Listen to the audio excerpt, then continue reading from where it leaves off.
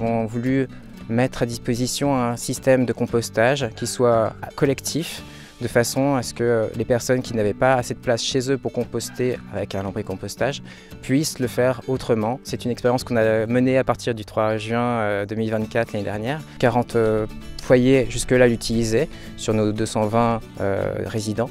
Maintenant, on serait à peu près autour de 90 foyers. On vient ici pour remettre la plaque de site vitrine de ce site pour le labelliser parce qu'il a répondu aux 9 critères d'excellence. C'est le premier site sur la collectivité de Grand Paris Grand Est qui répond à tout ça.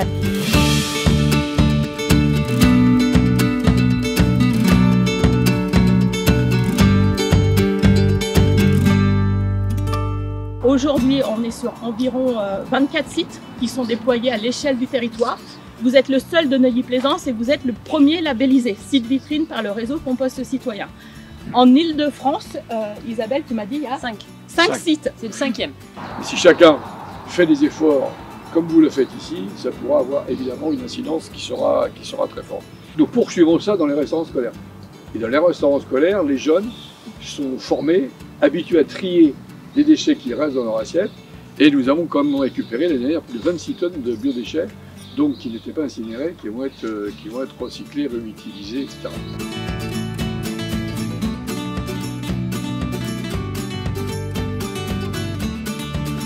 On a un site exemplaire. Très vite, c'est la volonté forte des référents, des 4 référents qui se sont formés. Et donc aujourd'hui, on voit la qualité de la gestion, de l'entretien des sites qui sont derrière nous. Quand le projet a démarré, on a eu des réunions pour se former. C'est une habitude à prendre. De toute façon, depuis des années, on est formé à trier.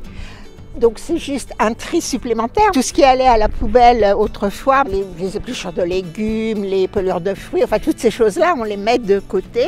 Et puis on a notre petit sac. La poubelle jaune, elle déborde, il y a trop de déchets, c'est vrai. Donc c'était une très bonne idée de faire ça dans notre résidence. Et puis on est suffisamment nombreux pour justement que ça ait un petit impact. Voilà.